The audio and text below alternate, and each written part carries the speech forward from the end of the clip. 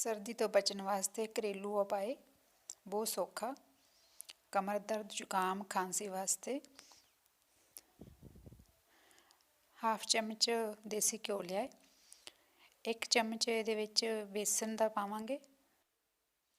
बेसन नूं भुनांगे घ्यो दे विच, बहुत जल्दी भुनिया जाएगा क्योंकि 1 चम्मच है, कोई खास टाइम नहीं लगेगा। 2 बदाम असी बिल्कुल बरीक करके पीस के पाए ने, इन्हां नूं बस हल्का जिहा भुनांगे। 1 गिलास दुध दा पाउणा है, 1 चम्मच चीनी तुसीं आपदे हिसाब नाल वध घट कर सकदे हो।